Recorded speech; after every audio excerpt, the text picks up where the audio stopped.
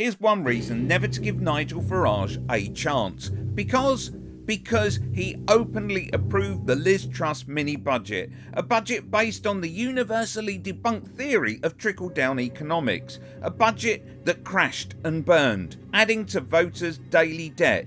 It is an ideology that Farage not only openly supports but promotes. Trickle-down economics, along with the unregulated free market, as the two go together, is based on the notion that we must free the wealthy from red tape and allow them to create wealth. A wealth that will be so abundant it will overflow, trickling down to us plebs, and jobs will be created and we will all benefit. But do we benefit? Of course we don't.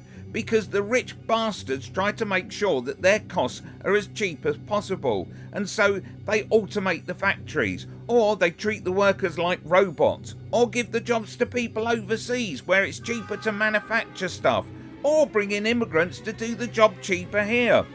When Farage talks about creating a people's army, he means harnessing your vote so that he can work on the behalf of millionaires and billionaires who siphon off the wealth to hoard. To me, if you're voting reform, that means you're voting against the interests of the working and middle classes.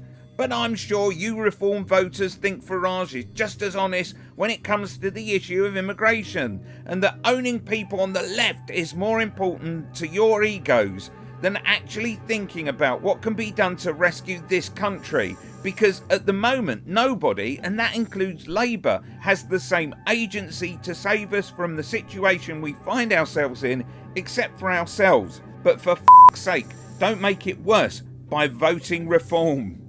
Click here for Talk TV's insidious connection to reform, exploiting voters for the benefit of the mega rich.